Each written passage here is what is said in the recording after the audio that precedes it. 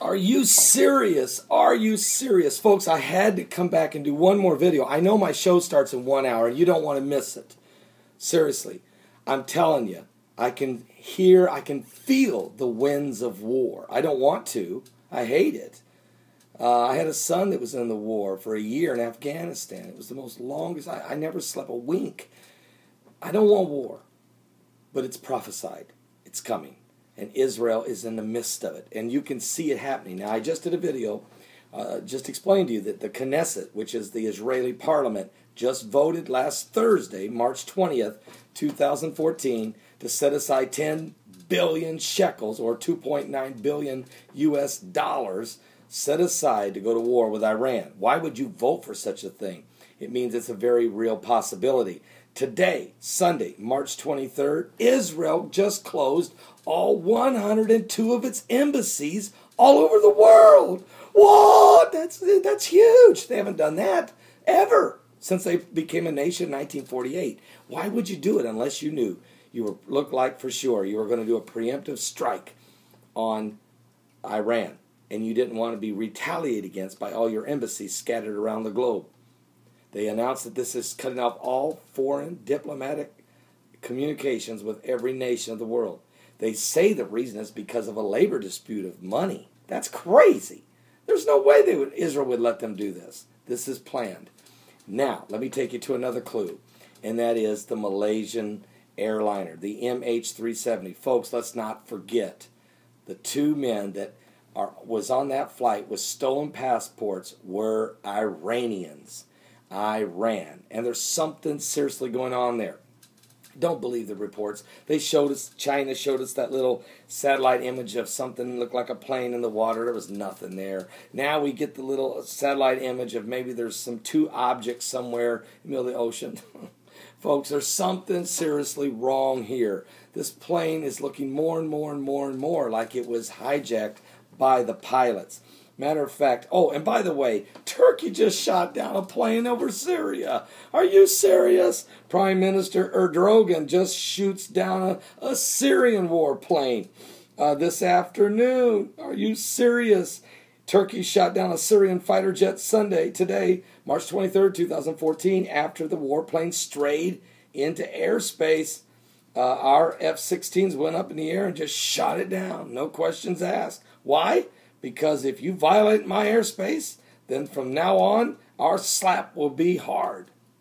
So Turkey's getting in position. Now, if you read the Bible, you know you already got the hook in the jaw of the bear called Russia, as they have already made deals with Egypt to build a new military Navy base on the Mediterranean right across the water from Israel. They've already struck a deal with the Palestinians to drill their oil and give them royalties. It isn't their oil, it's Israel's. The hook is there. They're already building a relationship with Assad in Syria. I mean, come on, they're circling, and they already had a relationship with Iran, who's threatened to build a nuclear bomb to destroy Israel. So Russia is already on the move. The bear is already on the move, on the prowl. While that's going on, there's 5 nations: Iran, Ethiopia, Libya, Turkey, and Russia. Those are the Fab Five that are going to be involved in the great battle of Gog and Magog. And they're all on the move as Turkey now shoots down a Syrian plane. But let me go back to the plane with Malaysia. Let's not go anywhere. We have information now of the final 54 minutes of the pilot communication with the tower before they went dark. Listen to this. The final communication between the cockpit of the missing Malaysian airline flight MH370 and air traffic control has been revealed and offers 2 potential clues that increase the fears of hijacking. A transcript published by the Daily Telegraph reveals 54 minutes worth of communication between the plane's takeoff at Kuala Lumpur Airport in Malaysia and its last known position above the South China Sea. But Malaysian authorities insisted there was nothing abnormal. But wait till you hear the conversation. But despite those claims, aviation experts still speculated that 2 potential clues from the transcript suggest something could have been amiss on the plane. Get this. The message from the co-pilot at 1:01 a.m. He explained that the plane was flying at 35,000 feet. Okay. Then he repeated it unnecessarily 6 minutes later, 35,000 feet. And it was within the 30-minute window that the plane's signaling device then was disabled. The last message was at 1:19 when the co-pilot uttered the final farewell words when he said, "All right, good night." And then after he made that statement, they never spoke again. 2 minutes later, the final transponder was disabled at 1:21 a.m. It was as if he had sent a signal back to the tower. All right, good night. If you were going to steal a plane, if you were going to hijack it from the cockpit, this is the moment you do it. You tell all the passengers good night. You tell your tower good night. And you shut down the transponders. You whip the plane and you start on your process. Now, this is very, very possible. I'm bringing this up because the fact that Israel is closing 102 of its embassies, Israel's Knesset has already voted to go to war. In other words, to fund a war with Iran. They've set aside almost $3 billion to go to war with Iran if you need to. And Israel is shutting down its embassies. We're entering into the 4 blood moons, which each time that's ever happened has been war, has been serious issues. The last time there was a blood moon, folks, over 4 Israeli, on 4 high feast days was during the 1967 war. Okay, so I mean we're looking at, here we go again. But they're saying peace and safety with the peace agreement, right? The Bible says when they say peace and safety, then come a sudden destruction. I'm afraid that we're going to see Israel make a preemptive strike on Iran after the first blood moon, which is April 15th, somewhere between April 15th and I believe it's October of 2015. There's 4 blood moons.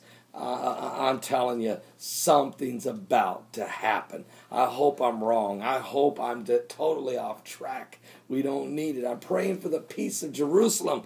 But I know what the scriptures say in Zechariah 12 when the Lord said, "For I will make Jerusalem a cup of trembling and a burdensome stone unto all people.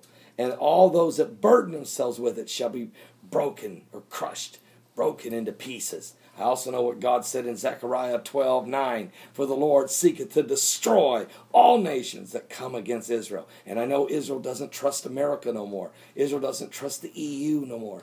Israel can see that NATO won't stick up for Ukraine. Israel sees that the UN is backstabbing them. Israel does not trust Russia at all. They know the hook is set. Trust me, these guys know the Old Testament prophecies like the back of their hand.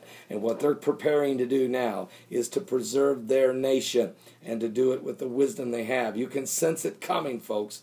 Something's about to happen. I'm Pastor Paul Begley. Don't miss tonight's broadcast. Okay, go there right now. Go there right now. Get in the Paul Begley Prophecy chat room before the room fills up at www.paulbegleyprophecy.com.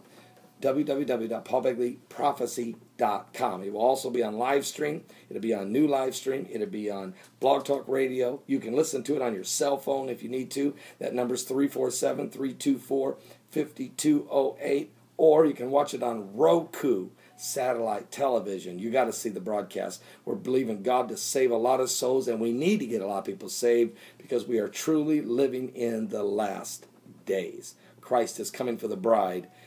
Are you ready to go?